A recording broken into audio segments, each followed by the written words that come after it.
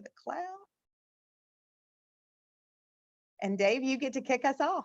Okay, sounds good. Floor is yours.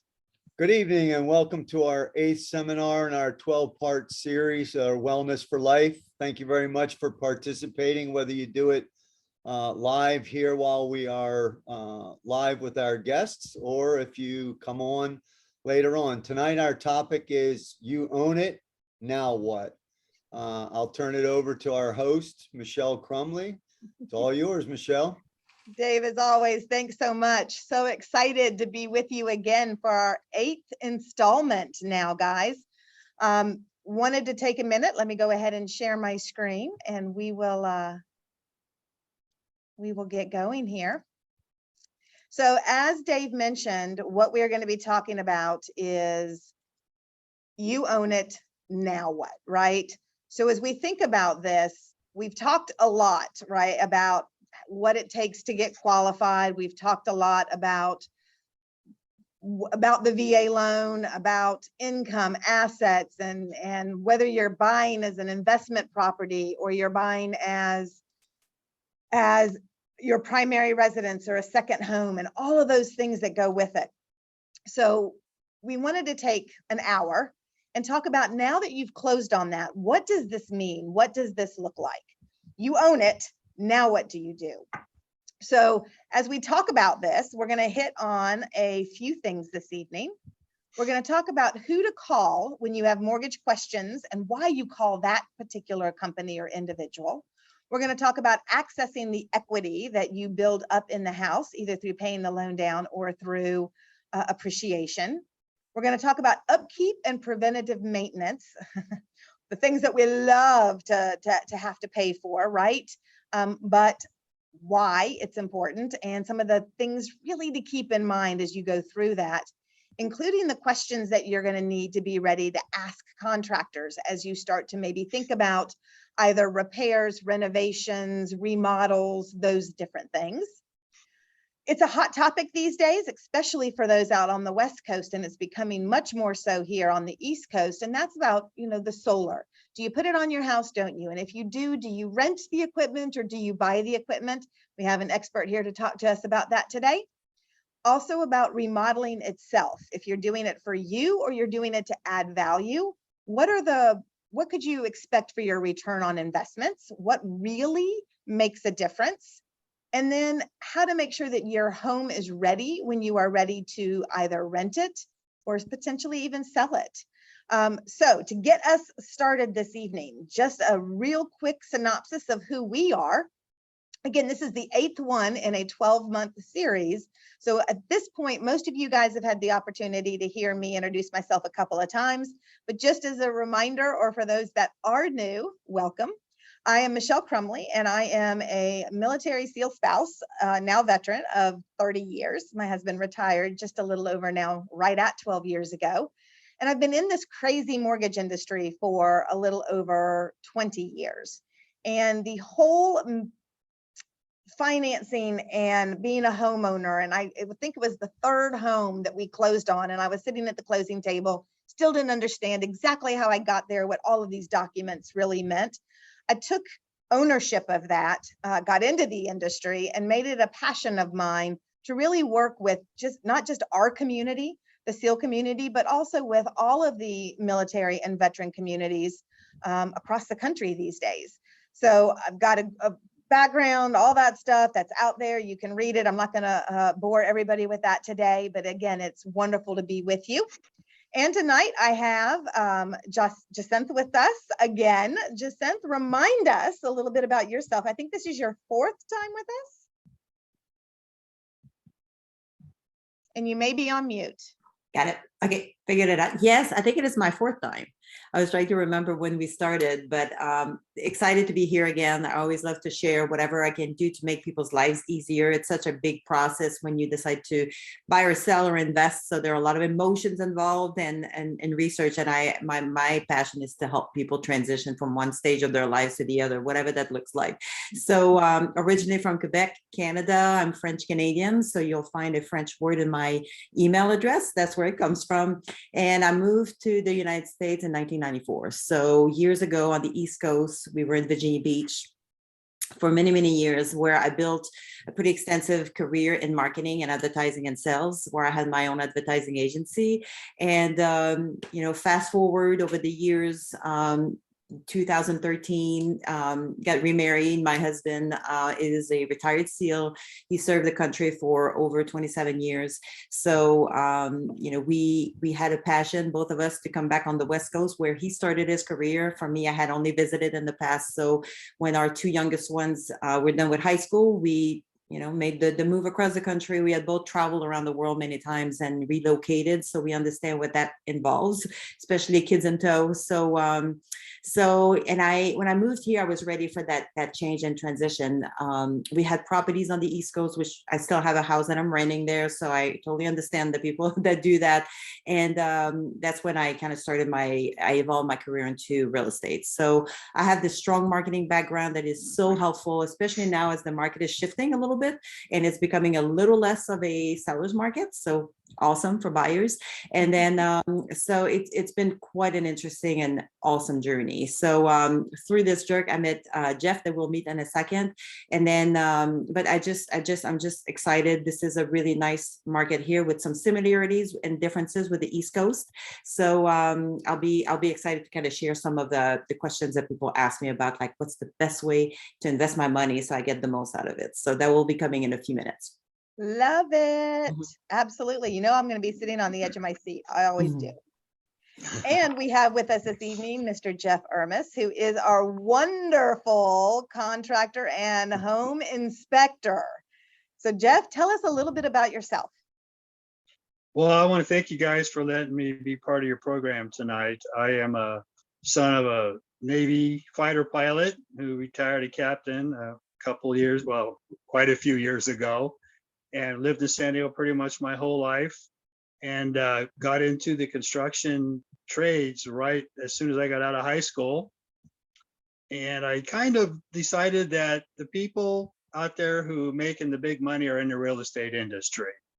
So I like the construction aspect of it. We were doing remodels and we found all kinds of problems with some of these homes. And before you know it, I got into home inspections, and I've been doing that now for 32 years. I'm a licensed contractor, and I have a real passion for my job in that I approach my job as someone is buying a home. This is one of the biggest events in their life for who knows how long. And they're very passionate about it. They're very emotional about it. And my job is to come along, and they've invited me into their sphere of influence to guide them with the physical aspects of the home. And I find that to be very important, to have that honor and to explain the properties and conditions of the house in an objective matter, and to bring to their attention the important items that should be addressed. And I've always maintained that mentality. And today, 32 years later, 8,000 inspections later, I've lost count. I approach every job with the same enthusiasm, and it's lasted me a long time. And I continue to stay in this business. It's a wonderful thing to do. You don't have to, it's not physically demanding, but it's a people business. You're trying to relay the items that you're finding involved with homes and construction in an easy to understand format. One of my claim to fame is my bedside manner, an ability to, shine a light on things that need to be addressed. That being said, I couldn't think of a better job. I really Love like it. that. Passionate about what you do. And I think that's the underlying theme why we are all here, is because we are passionate about what we do. So thank you for sharing that. As they say, if you enjoy what you do, you'll never work a day in your life. Very true. Very true. So I'm going to take just a few minutes before I really get into, I think, the heart of this, which is the house itself, right? And just a couple of things that I think are helpful to be aware of, especially if you might be going into your first, maybe even just your second home, and you're still trying to figure out what all of this stuff is. So in regards to the financing and that mortgage that you took out on the home, unless you were lucky enough to pay in cash, or at this point you've paid it off, you've got a mortgage on the house. So when you do that, understanding the difference between servicing and really who holds that mortgage. So your mortgage, when you close, and 98% of the time, that mortgage is all bundled up on the secondary market and sold. And your mortgage is sitting in some retirement account and some real estate investment account somewhere. And that is the individual, the investor that has your loan.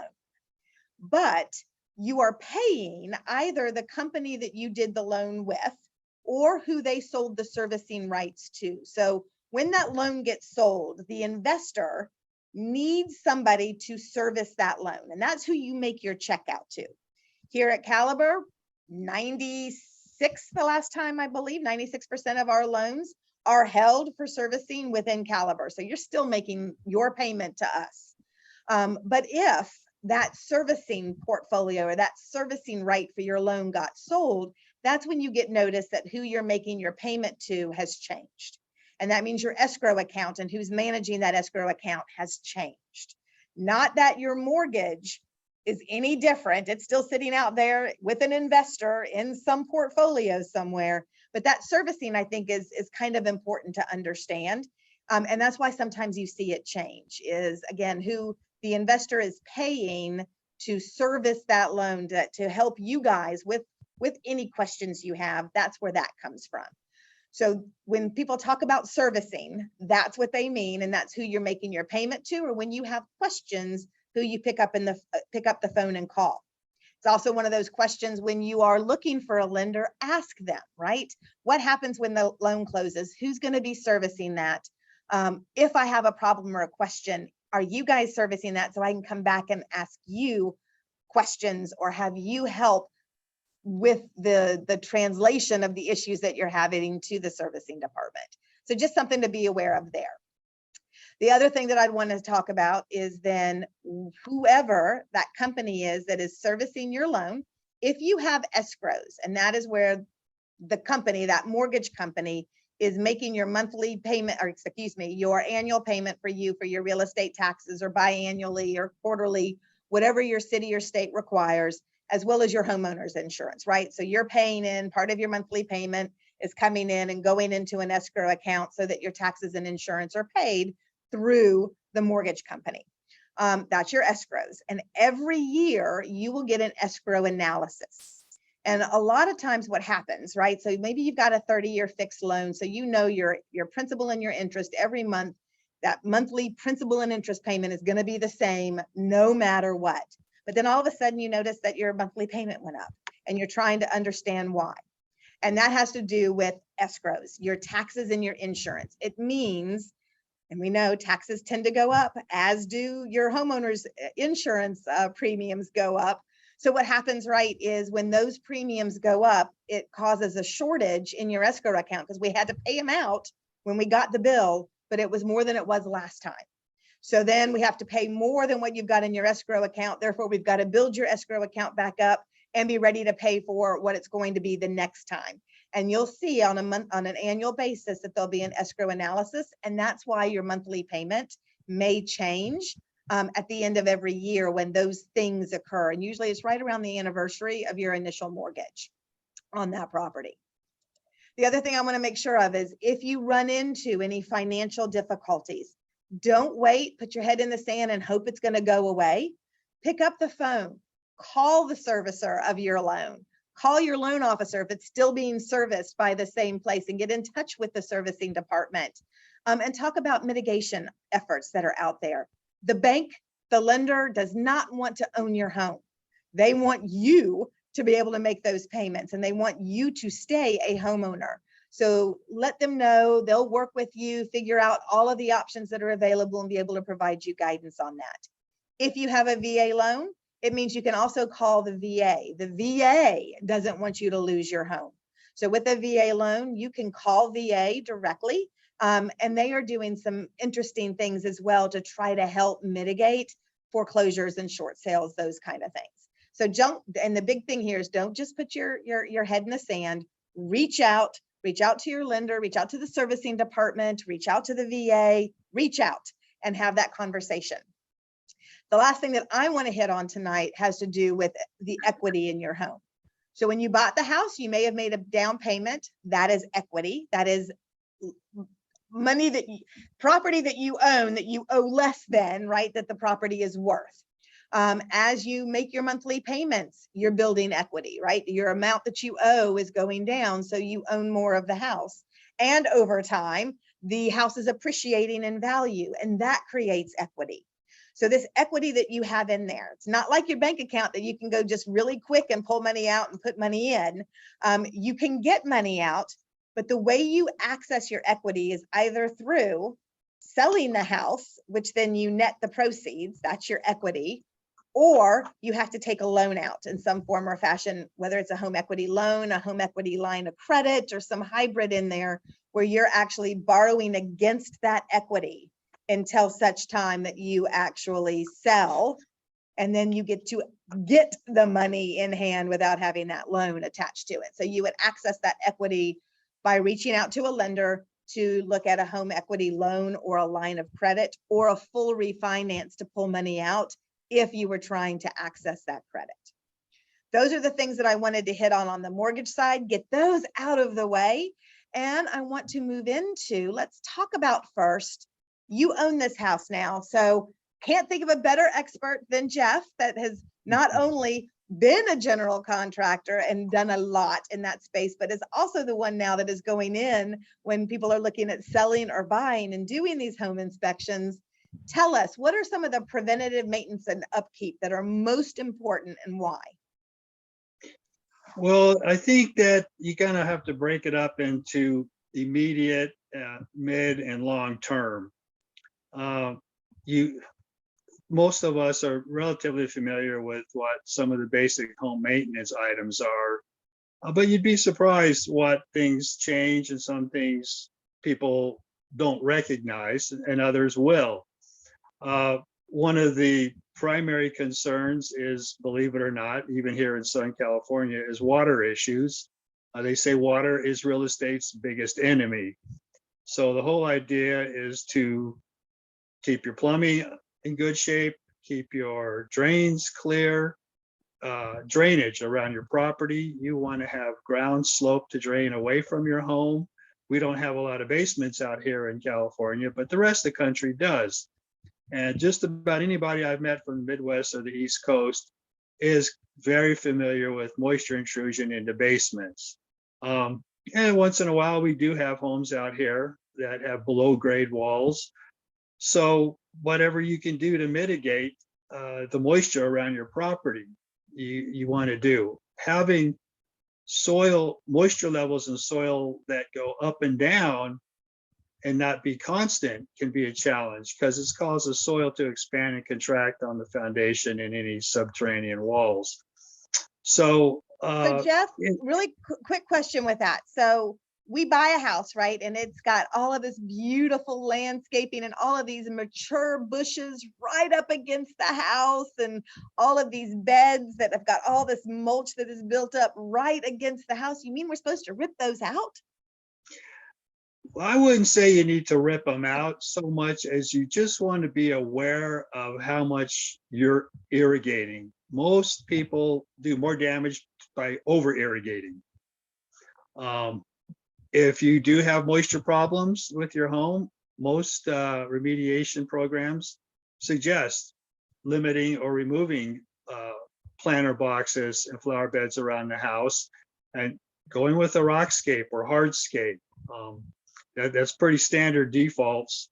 And myself, I've done that and put plants in pots around the perimeter of the house. And that way you can really control the water, and as well as putting rain gutters on homes. Once again, you control the water that falls off your roof. You're controlling a large percentage of the water that falls onto the lot, the property. And you get those into drains and get them off the property so it's not soaking into the ground around the perimeter of the house. I love that. When you do a home inspection for when the buyer, right? So if we've got individuals out there that are buying the house and they are doing that home inspection, do you give a rundown as a home inspector of what the drainage situation appears to be based on what you see either under the house in the crawl space or what you're seeing around in the foundation? Actually, yes. And you can tell because the longer you have a system that's been exposed to water or moisture, you can tell. And when I'm underneath homes and buildings, you can tell if it's had a long-term exposure to moisture or not. Just that's why we call it a red flag inspection. It's the forensic part of it. And you can look at a retaining wall, you have moisture seeping through it, anything like that. Excuse me. The irrigation, you don't want irrigation spraying on your house. Here in San Diego and Southern California, we have these extreme drought conditions, and people are really cutting back on the irrigation and going with hardscapes and succulents. And all those things in the long run will be a lot easier on your property. Well, and then from an electrical standpoint, right? So especially if they're older homes, then things have been done, right? Things, maybe new things have been added, maybe new GFI, GCFI, GFCI, whatever that GFCI, vocabulary is yes, there, have been either updated or not installed because they're older homes. So what are some of the electrical things you'd want us to be aware of? Well, I think the start with the electrical would be your main electric service, your main electric panel. There are about 3 specific manufacturers. I won't name any names, but they're considered obsolete red flag panels. And I've even heard of some home insurance companies not covering homes until these panels have been changed out. If you have one of these defective panels, then the default would be to replace it. Even though there's millions of them all across the country still working just fine, is it a ticking time bomb or not? Other than that, I mean, you want to have GFCI protection at wet locations. Most of us are familiar with an outlet with a test and reset button on it. And those are supposed to be tested periodically as well. A lot of homeowners don't test them, and they'll sit there for years and years and years, and they plug their hair dryer and their electric toothbrush in. And then I come along during the course of a property inspection and I hit that little black test button and the outlet pops, which is supposed to do, but now it won't reset. And then everybody blames me for breaking it. When in fact, if they were testing it like they should be, they would have already been aware that it had failed. The same thing goes with what is happening more and more is they're putting what's called AFCI breakers and panels. That stands for arc fault circuit interrupters. And if you go to a newer home built in the last 2 or 3 years, open up the electric panel, you're going to see circuit breakers with little test buttons all over them. Those are AFCIs. And those are protective circuitry inside your house. Say you have a piece of equipment plugged in and it starts arcing. That's why they call it arc fault circuit interrupter. Then it'll trip the circuit breaker and presumably protect anybody from any electrical surges. Similar to a GFCI, but a little different in semantics. Well, and I think when you and I were chatting last week, we talked about fireplaces and how, we say, make sure you get your fireplace clean once a year because you can get a chimney fire, but you have personal experience with that, correct? Oh, yes, I did. And it was a wake-up call because I have a brick masonry fireplace and my house was built in the 70s, and we do use it to keep the house warm and toasty during the winter months, warm and toasty when as cold as it gets here in San Diego. But it's a heat sink. Once it gets warmed up, it'll heat the room up. And I look out my window one particular day and smoke is just pouring out of my chimney like a locomotive. And I look in my fireplace and I had literally a roaring tunnel of fire going up my chimney. It's pretty scary. Closed the damper, starved the fire for oxygen, and it went out. Immediately called my chimney go-to guy who came out a few days later and said, well, you don't have any more creosote in your fireplace, Jeff. You burned it all out. So, when you have personal experience with that, it kind of leaves an indelible mark in your mind. And you can share that with people and learn from your mistakes. And of course, now I keep my chimney swept every couple of years like I should. And the other thing with fireplaces is spark arresters. They are required in California. It keeps the sparks in and the rain out.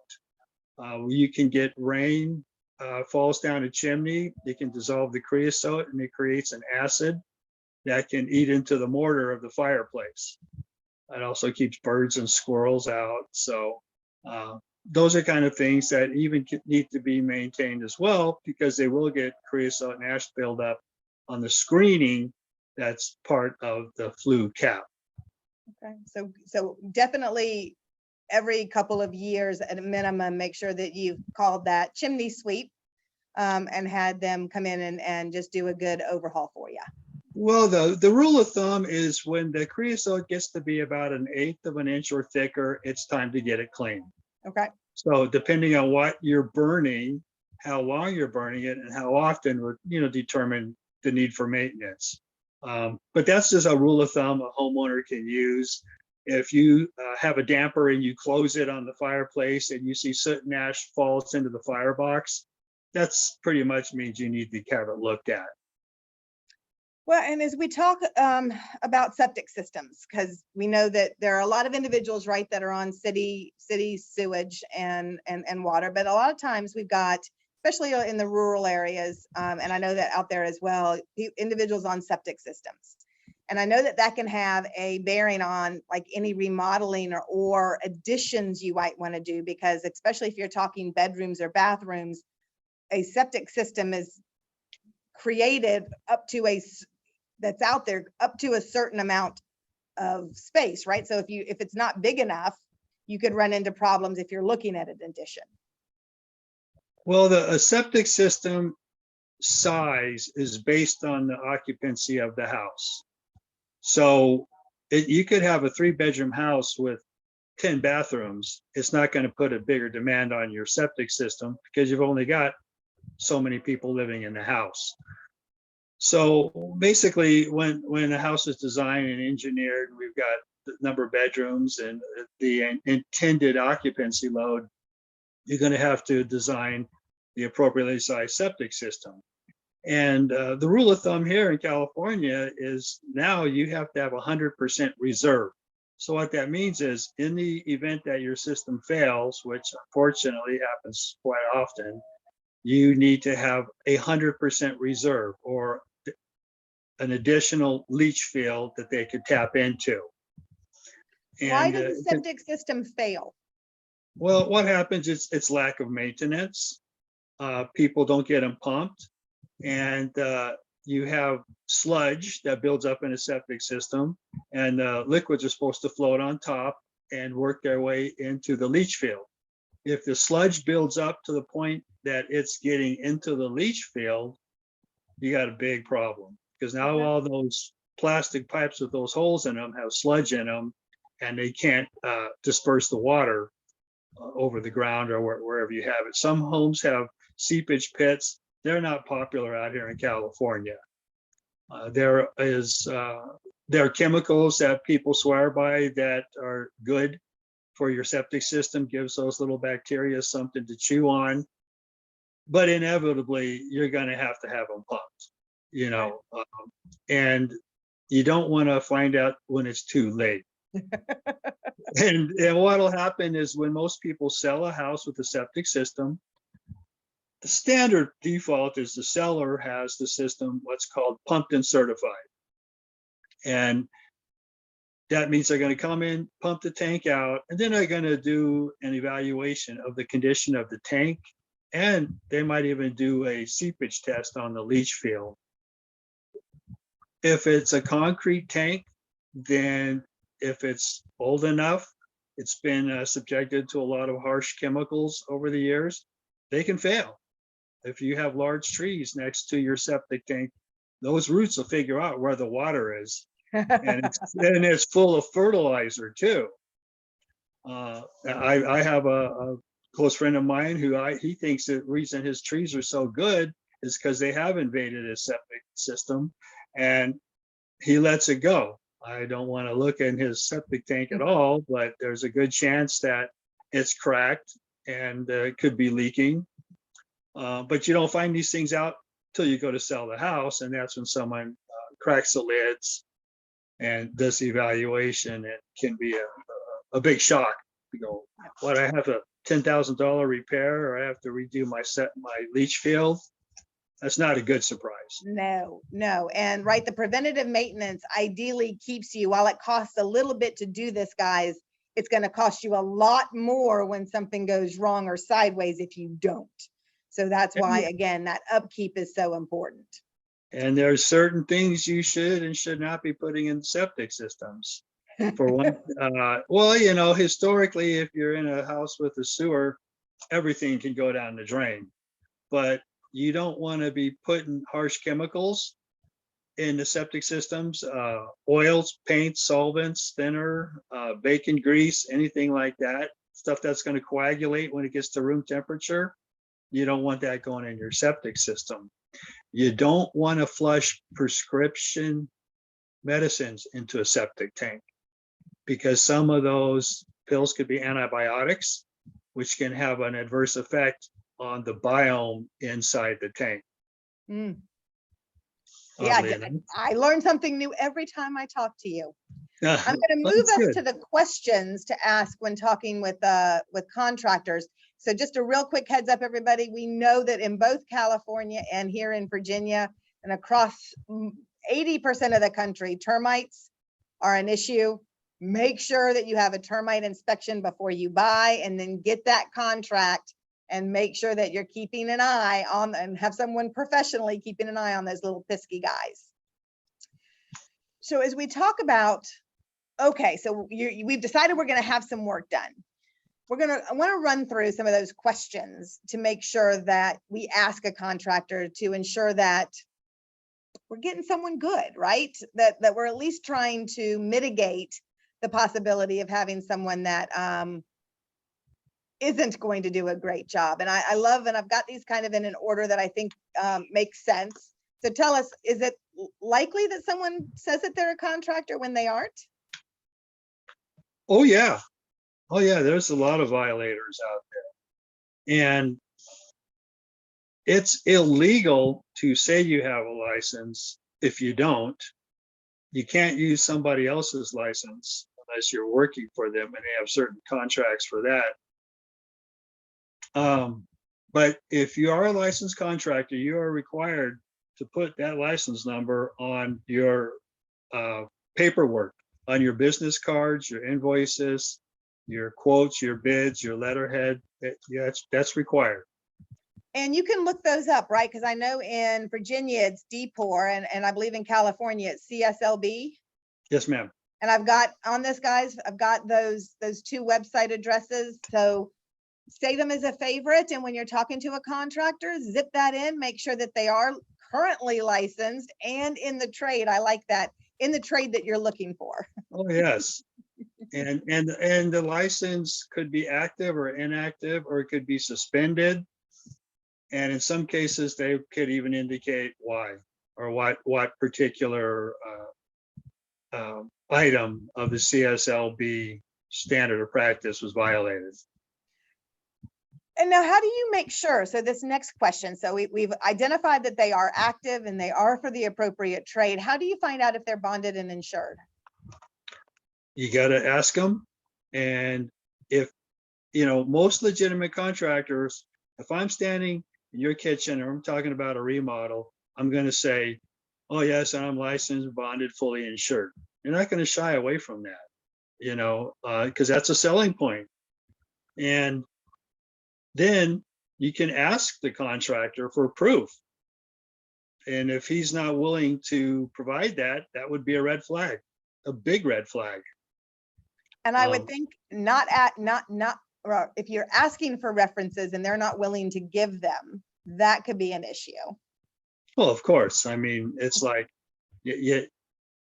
it's just like getting 5 stars or 1 stars on your Yelp review, right? So do a little homework. Do a Oh, little yes. homework on the individual that you are looking at hiring and allowing into your home to work on your American dream, right? Your home. Well, you don't want some shyster coming in and giving you a smoke screen and taking your money and then literally leaving town. And trust me, that's not original idea. It's been going on for years. Well, and unfortunately, these kind of unscrupulous activities can amplify when you have a lot of natural disasters and flooding, if you know what I mean. Yep. Well, and this is one I think making sure that the scope of the job is clearly identified and that discrepancies or those change orders can be really expensive. So talk to us a little bit about what that means and what happens in that time frame that can cause that to occur.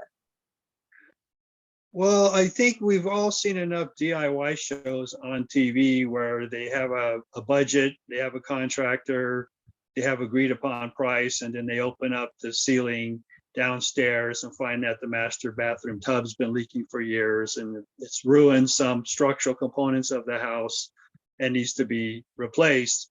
And that's going to be an extra $1,000, $5,000, $10,000, depending on the situation.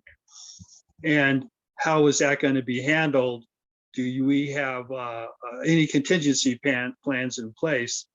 Because you're going to say, well, this is a set of plans, and here's the paint we're going to use, and here's the fixtures we're going to use, and here's the cabinets we're going to use, and all your materials are hard costed out. So if a contractor has got the experience and the skill set, he should have an idea on what it's going to cost to complete the project. You know, if he gets, if it's a $50,000 project and he gets halfway through it and he's burned through $40,000, that's a big red flag.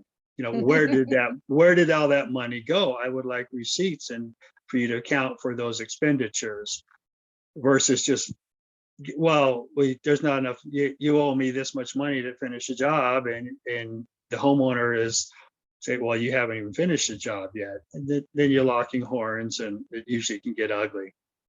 Yep. And I think, as you had also said too, making sure that the payment scheduling is identified up front, what's going to happen and when, and that it coincides with that progress that is actually happening.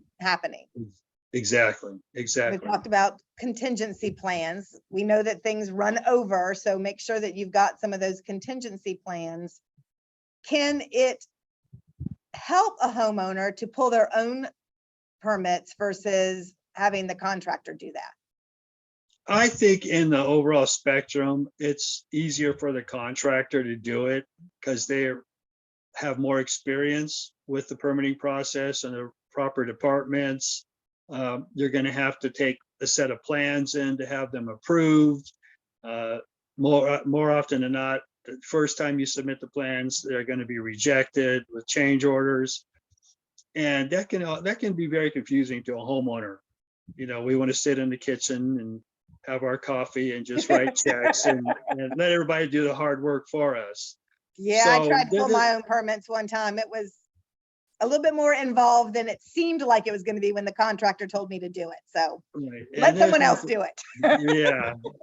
And then the last thing is I think, as we were talking about too, Jeff, is make sure once everything is said and done, that if the contractor put a lien on the house for the cost of the work that's being done, that they've removed it, or that everything has been paid, everybody agrees, so that you don't find out when you go to sell that you have a contractor's lien on the property. Oh, exactly. Or you don't want the subcontractor knocking on your door at 10 o'clock at night and say, where's my money? Where's my money? You know, I paid my guys $5,000 to wire your house. Your general contractor never paid him. And now he's looking for the money. Yeah. And you're all bummed because he took the money and ran. And that is too very common. So that you want to make sure any pre-liens, what we call them out here in California, are lifted before you pay that final check. Another thing I'm a big proponent of, ironically, is getting an independent third party to evaluate the contractor's work. As an inspector, I have done homes that are just beautiful to look at, but when you peel the skin back and look underneath them, they're not what they appear to be. Attics, especially. Contractors don't think the homeowner is going to go into an attic. And generally they don't, unless they're storing Christmas decorations up there. But I'll go into an attic and I go, oh my goodness gracious, did you pay this guy his final check? And well, yeah. Well, when did he do that? A year ago. And I says, too bad you didn't climb up there and confirm it. You're gonna get, if you have a permit pulled for the house, the building official will come out and sign off on that permit. But I'm gonna tell you right now, that building official has 25 appointments that day. He's gonna be in that house for 10 or 15 minutes. I'm gonna be in that house 2 to 3 hours. Yeah. So that's the difference. So talk to us briefly. I'm gonna get ready to hand this over. And I know with solar, let's say it, and guys, at the end of this, I've got everybody's email address. So if you have specific solar questions, you can reach out to Jeff on that. And I know that, let's say we've decided it is worth it, then it's just really identifying and researching whether they should, you as a homeowner should rent the equipment or whether you should buy it, right? And there's two different options and some pros and cons to either one of those, I would think. Is that correct? Yes, if you're gonna do a lease or rent the system, then technically you don't even own it. And leasing a rental company is responsible for maintaining it. And a lot of solar contracts include performance clauses. So if a system is designed to generate a certain number of kilowatts over a certain amount of time, and all this is some algorithm that the electrical engineer who designed your system figured out, all of a sudden your system doesn't perform as it is, there can be compensation for that. Now, if you own it outright, either because you've got your own personal loan for it or you paid cash for it, you are solely responsible for maintaining it and any repairs that could happen with it, which can be an inconvenience. They're relatively passive systems, but the majority of people I interact with find the lease more convenient, with the caveat being, well, what's going to happen when I go to sell the property? And the default answer is, if you know someone who has the ability to qualify for a mortgage for your house, he'll qualify for the lease on the solar system. Or sometimes they will pay off the lease. And if it's a loan, pay off the loan. And that just makes the transaction a lot smoother.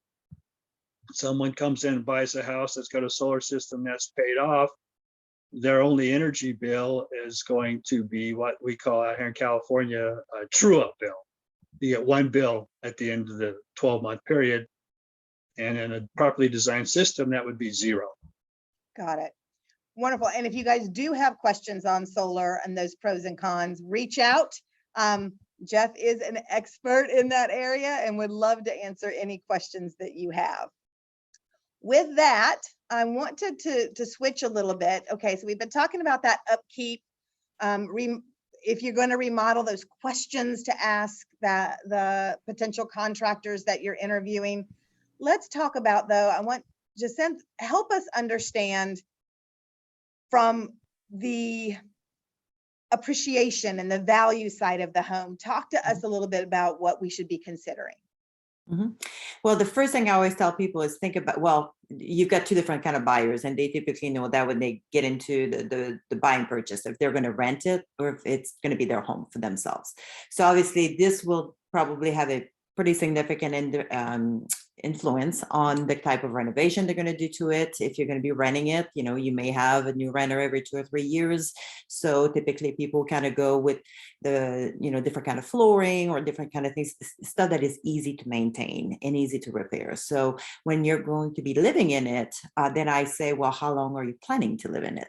Because again, if you're getting a PCS every 3 years or 4 years, then, some people, every time they PCS, they buy a property there and then eventually they rent it. it and they build a really nice real estate portfolio by the time they retire, and then they're sitting pretty. So, but if you're thinking about, well, I'm just going to live in it and then probably flip it or sell it in a couple of years, then, this has some impact on the type of investments you probably want to do versus kind of customizing it specifically on your own taste and colors and all that stuff. So, because you want to think about, when I'm going to resell it, what I need to do. So, talk to if me you about are renting, if you're going to rent it.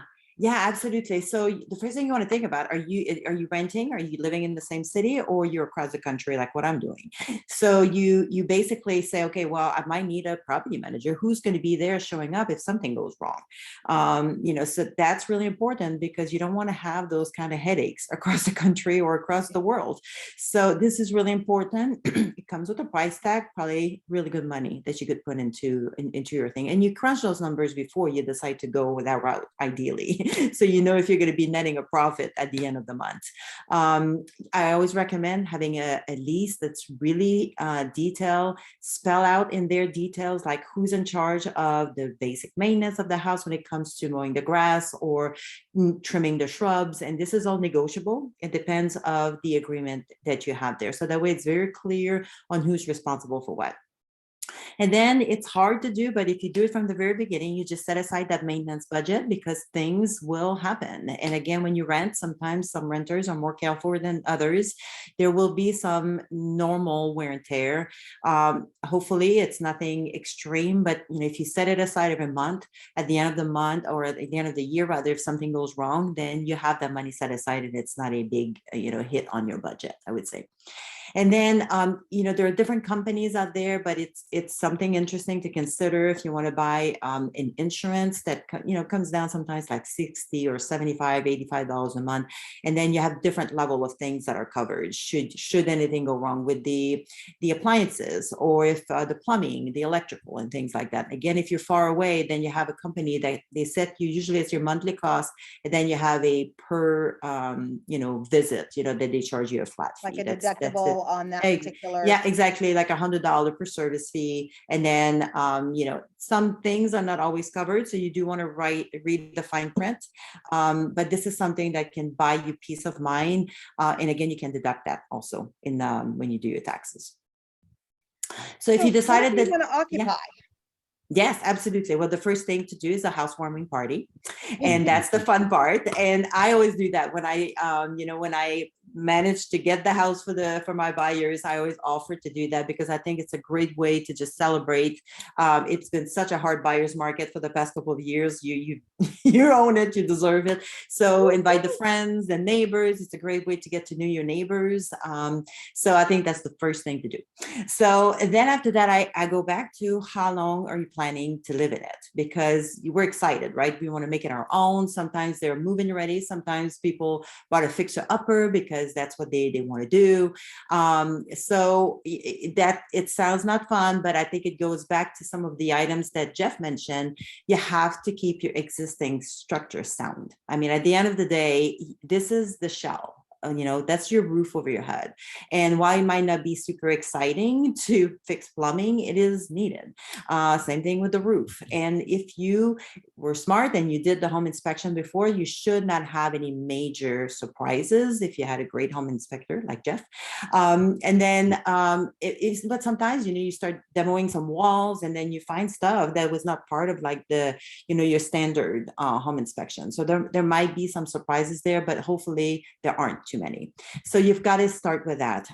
Then also, I always recommend like the termite problems. We see that just about so many houses. And really, if you have your house sprayed and treated when you purchase it, then you just do your annual inspection for mold or for termite. And then you don't have any issues. I've owned a house for 23 years, never had any issues because every year I get that done and there's no surprises. And I think after 20 years, I had to have another bigger treatment done just to prevent future damage and things like that. So rodents are very big. I know in Virginia Beach, we had a lot of problems with that and the bugs, and it's humid, and you don't want them in your house, period. So you certainly don't want them under your house eating at the wood either.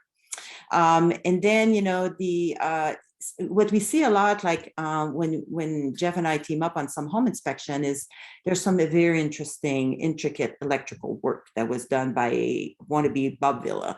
And so those can be super dangerous. So, I mean, that you got to fix that. The faucets that drip a little bit, that will impact your water bill long term. You don't know, maybe there's that drip that was happening behind the washer and dryer. And then first thing you know, you've got mold issues, and that's a bigger issue. So just take care of those things. The leaky roofs, it's not fun long term, and you will be stuck with that unless it's a really crazy seller's market like we've had. But things are starting to shift a little bit right now. So just buy that peace of mind at the time that you purchase the house and on an ongoing basis. So then I always get the questions like, okay, so I have $30,000 I can put on home improvements, or 50,000. Everybody's got their own budget. So they want to know what's the greatest return on investment, the ROI, that I can get. And, and I pulled some stats in there just to have fun and start kind of showing some potential ROI. And it's different depending on where you live in the country. Obviously, the costs are different and all that. And then I always say, well, are you going to be doing the work yourself? You have friends that are handy. Should you be doing the work yourself? Maybe you shouldn't. So, I don't recommend you start doing your own ceiling fans if you don't know how to do that. YouTube videos only go so far. So, those will influence obviously how much money you're going to have to do a bathroom remodel. And then you see these shows on TV, and they do miracles for 10 grand, but most of the time this cost only includes labor. It doesn't include labor. It's often just the materials. So those are very deceiving, and contractors do not like those HGTV shows because they're not realistic most of the time. So this will impact a little bit your budget. And then I always recommend pay attention to how your house compares to the neighborhood, because if you bought the 4-bedroom 1-bath and you're totally fine with that, but everybody else has a couple of bathrooms in there, or they're 2 stories and you're the only 1 story, this you again, from a resale standpoint, if you're going to be there forever, that's a different story. But if you're going to be reselling in the short term, midterm, then you want to be able to be that house that will at least match what the neighborhood has to offer. So I was reading some interesting stats about if you only have 1 bathroom, you're better off carving out some space in the house and build a 2nd bathroom than going all out on a master bathroom. Just because not a lot of people want to have just 1 bathroom in a house. Yeah, you don't want to share with everybody that decides. I don't want to share that much, exactly. No. Especially if we have a septic tank issue, talking about.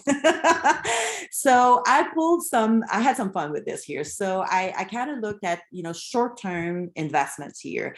What are the things that will bring you the greatest ROI, but also the highest? They call it the joy score, because it's often the pretty quick instant gratification that we all want, especially when you move into a house, or if you're going to be selling it, you're on a time crunch, you're transferring in June or May, and then you have 4 months, to get this done. So we want to be able to turn around quickly and get the highest amount on our return on investment. So just think about when you first walk into a house, it's the first impression. So from the outside to the inside, and you have so many seconds to create that impression. It's there 7 or 10 seconds, they say, before buyers decide if you're going to put an offer or not. Because with the internet now, you can do so much research online. The floor plan, how many bedrooms, how many bathrooms, how old the house is. So you've got all your facts pretty much sorted out if you decided to go for a home to do a home tour. So it comes down to, are you going to fall in love with the place? So a fresh coat of paint throughout the house, it goes such a long way. It is unreal what it does. And when it's us, we like to put our own colors on the wall. But when we're selling the house and we're touring the house, a more neutral color palette is what helps people visualize themselves in it.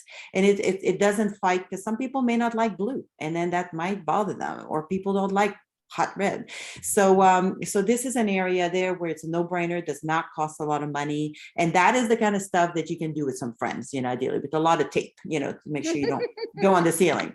So, and then if you have some really nice hardwood floors, but they're scratched and they're just damaged and they just need to be refinished, that is a great investment as well. So same thing, you walk in, you look at the floor, you look at the walls. Those are some of the key things. And before that was the door, when you walk in and all that. So so this is a no-brainer there. It does require more skills. So yeah, I recommend that you look into that and evaluate and be honest with yourself if you can do that yourself, because you have to get everything out and do it right. Old carpets, that's the kind of thing that you want something fresh, something clean, something easy to take care of, especially if you have animals. So new wood flooring, the vinyl plank flooring right now is super popular in most flips, at least apartments. If you're going to be renting, that's typically what people put in there. It's not super expensive and it makes such a massive difference. Then the new garage door, and garage are always popular. And with the architecture that we have on most properties right now, the garage is usually front and center. It's no longer on the side of the house. So a beautiful garage door makes a big difference. Again, it kind of goes back to that curb appeal, that first look when people drive by and see if they even want to stay there or stop there rather. And then that one is for fun. I put it under the closet renovation. People always look at storage when they go into a house. And if you're upgrading, most people were not happy with their closet space. And if you're downgrading, you have a lot of clothing and shoes that you don't want to get rid of. And then you need nice closet space. So that one is definitely really high on the joy score from many people. Like that. So, and I get a lot of people looking at that. If you're going to be there longer term, then, you definitely want to, you can make things more personal for yourself. If you do like that color, go ahead and do that. You're going to be living in it. So enjoy it. That's your home. Just know what you may need to do when the time comes to sell it. Maybe you need to go back and be more neutral on your color palette. But an interesting thing here that I see a lot is like, the kitchen is the heart of the home. That's where we all gather. The minor kitchen remodel tend to bring in a little greater ROI, and it varies from one state to the other. I mean, we're talking minor, it could be 15, 20,000. Complete kitchen renovation could go up there. It can add up quickly. So those are some of the ones there that, that's definitely worth. You can be in your house so much. The bathroom remodels is the same thing. And when we talk about like the minor, we're talking about cabinets, painting, putting pools there, tiling and things like that. When you do renovation, like you're gutting things, you're moving plumbing around. Those are like the major renovation with the top of the line appliances. Then the roof and the windows replacement, that is a for sure investment that you probably had to deal with on the front end when you did your home inspection anyways. So hopefully you got that done and sorted out and out of the way. It's a daunting task. I'm seeing a lot of people when they come in and the windows are old and it's not energy efficient, and a lot of people are very particular about that nowadays. It's kind of like it weighs on them. It's kind of be like one of those things, I don't want to put my money there when I buy the house. So that's probably something you will benefit from your power bill anyways, and then just take care of that. And then the siding, that plays a lot on the curb appeal. I mean, if it's whether you get it painted or you put the right siding there, that is something that you recoup a significant amount of money. So I recommend that this is something somebody plans. So, and I wanted to end on what I see right now that are some of the latest high demand features that are always hot in the market right now. And, we're definitely still influenced by COVID, with everybody starting to work from home and all of that. But I think some of those trends are going to be lasting because people are continuing to work from home. COVID, unfortunately, is continuing to stick around a little longer than we wanted to. But I think employers now are giving the opportunity to a lot of employees to continue working from home. So these are going to be, I think, lasting trends. So I get so many people that all have the dream and the desire to have either the compound or to have an ADU, which is an accessory dwelling unit at the property, so that they can either rent to their kids and then, they pay themselves rent, or they can bring in the aging parents. So we're seeing that a lot, and not a lot of properties at this point. I mean, they're starting to change the laws and the zoning and things like that. And I encourage you to contact your city because it sounds really appealing. You see all these tiny homes and you're like, oh, this is easy, I can put it in the back, but there are costs that come with that. Just real quick, and Dave, if you're okay with this, these are a couple of things I'd love to hit on if we're okay going just a couple minutes longer today. Perfect. Thanks, Dave.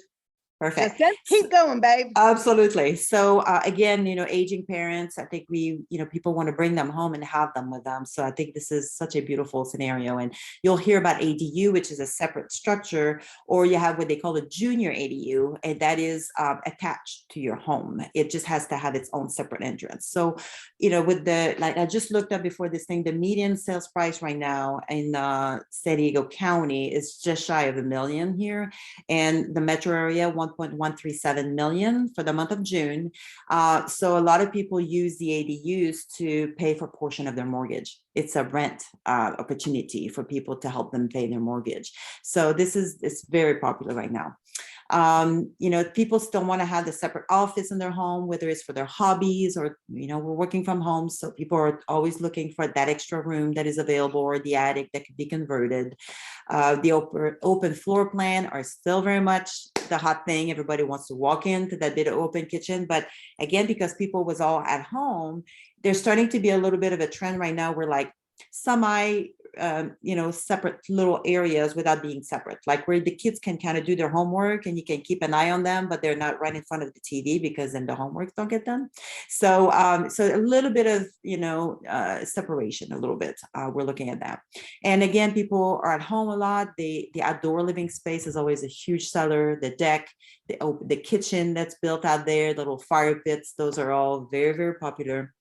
And then energy efficient, as I was saying, people are very big about that right now. They like the wireless connectivity. Those are all nice bells and whistles, that I would say that add some extra appeal, when you can offer that. And then the garage. The garage is so important because so many people have the electric cars now. They want to be able to have the system installed so they can charge their own car. They have extra storage space. I can't stress that enough. It's a very hot ticket item, more than ever, I would say. Absolutely. And I think that's very important for all of us to be aware of as we're doing things in our house or we're thinking about the next one, things that will help add value. Absolutely. And I believe that you have provided, and again, if you're out there, you can just pause this real quick, capture this information. You can download a free buyer's and seller's guide. Compliments of Jacinth. Thank you very much.